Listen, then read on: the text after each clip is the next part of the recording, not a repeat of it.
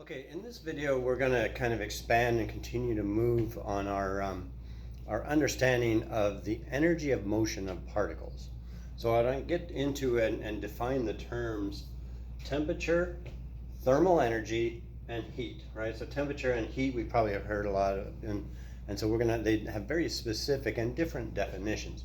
Thermal energy may be a new topic for you.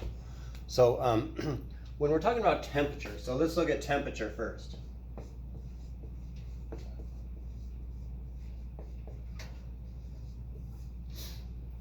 We're talking about temperature as a measure of the average kinetic energy of the particles in a system. Average kinetic energy. Why do I mean that? And it's good before you do this to actually have seen and looked at the gas properties simulation, and you can see all these bouncing molecules and they're all moving at different speeds. If I look at a chamber and there's particles, and usually say given a temperature they're moving this fast. But we know, and actually because the motion is random, there's some, within there, if that's the average kinetic energy, there's some that are barely moving and some that are really fast. So when we're drawing a particle model, we tend to show what is the average amount of motion, or relatively, even though we know that because of the randomness of it, there are some. If I look at it, and if I were to plot the kinetic energy of particles at a given moment, at a snapshot in time of a series of molecules, whether it's gas, liquid, or solid, it would be about a bell curve, a normal distribution. So I'd have some going really slow with low kinetic energy, some moving really fast with high kinetic energy. And so I could say, but overall, there's an average right in there. So an average kinetic energy would be in here. That is what the temperature is a measure of. On average, how fast are the particles are moving. Now, temperature does not depend on how much stuff you got, right? Temperature could be, say, I've got 20 degrees C water, right, in this little beaker. It could be I have 20 degrees C water in a giant bucket of something, or 20 degrees C water in the ocean. So temperature is not talking about how much. I could have a little bit of substance, a lot. It's just how fast on average, or really what is the kinetic energy on average of the particles in the system. Now, let's specify also when we say the kinetic energy instead of just the speed, because we know it showed in the gas simulation, if I have little guys, so let's say this is at 20 degrees C, and I got certain that are, say, more massive particles in there, and the little guys are moving faster. So when we talk about the average kinetic energy and not speed, because they have different average speeds, but they have the same amount of kinetic energy. They have to. If they're in a chamber at the same temperature, their average kinetic energies are the same. So little guys are moving faster because remember the kinetic energy is 1/2 times the mass velocity squared. So for their kinetic energies to be the same, if it's a substance with a very small mass, it needs a larger velocity for this figure to be the same. If it's something with a very large mass, it can have a smaller velocity. So the average kinetic energy is the same at any temperature. Now let's look at the distinguish between that and thermal energy.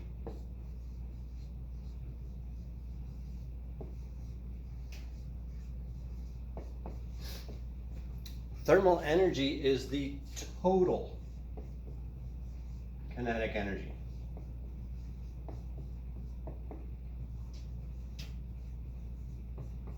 Let me underline total.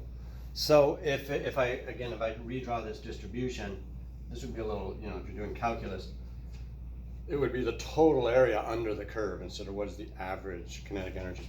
The total amount of kinetic energy. Therefore, if I have, say, a little beaker of water at 20 degrees C,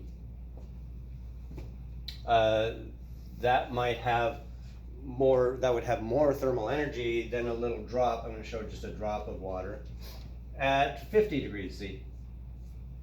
Right, so the total amount, so in the little drop of water at 50 degrees C, the particles on average are moving faster, but since there's fewer particles, the total amount of energy of motion would be less here than here. It's like I could take a little thing like this. If I get this little roll of tape and I throw it, and I get it moving at a certain speed, that would have less than if I took like a big heavy shot put and threw it at the same speed.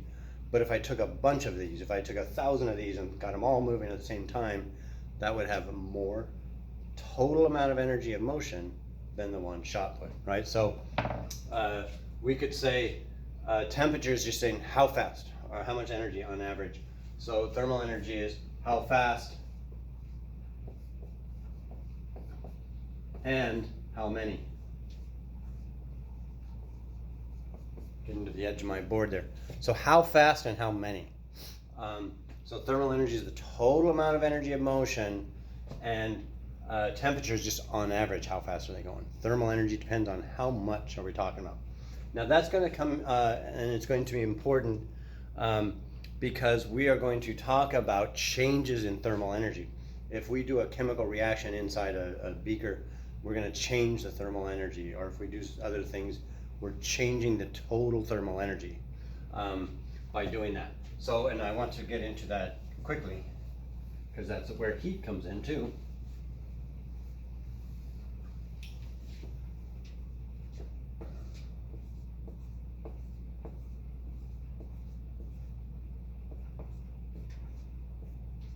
Here's a cold liquid, maybe it's water, right? That's a cold liquid. If I were to say, okay, well, here's a hot liquid.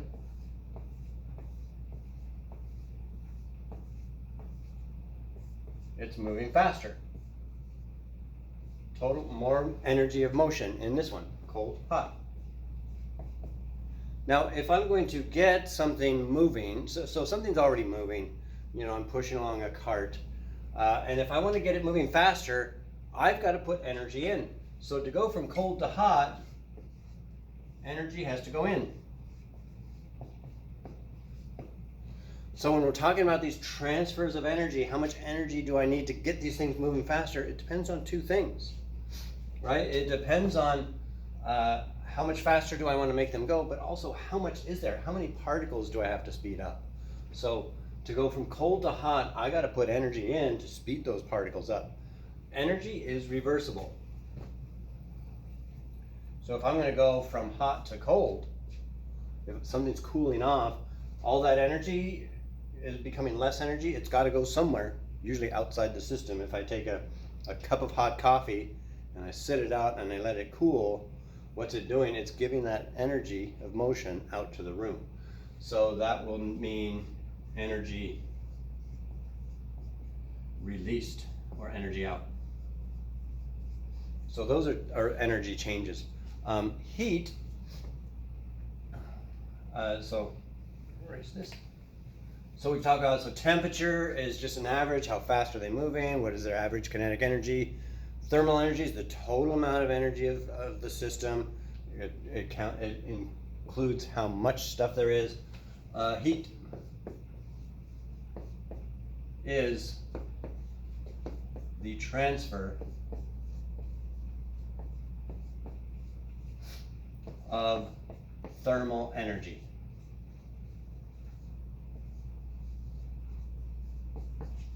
And usually we'll say heat is a transfer of thermal energy, you know, into a system, or heat is a transfer of thermal energy out of a system. What do we mean by system? If I'm looking at, say, a beaker of water again, I'll say, okay, something's going on, I'm heating this up, I'm putting energy in. This is my system. Whatever it is I'm studying, whatever I'm looking at is my system. All the stuff that's out around this thing that could be affected by it or affecting it, surroundings. Right? So if the system is gaining thermal energy, it's getting hotter, then energy is being transferred in. That energy transferred from surroundings to a system is called the heat. That's heat. And we're used to that term just in terms of heating. I'm heating something, I'm transferring thermal energy into it. Or I'm cooling something down, I'm transferring thermal energy out. our system's not always just one thing. Sometimes our system, and we'll see in some problems, I've got some water, some H2O, and I'm going to take maybe a hot piece of metal, hot, and I drop it in there. So now maybe my system is the metal and the water, and the surroundings are everything else. So system and surroundings. One more thing to cover on this video that's related, but when I've been drawing and talking about all the motion of everything, and we've talked about, well, absolute zero is when the particle motion stops. So when I look at, and we've drawn already, so let's draw a solid.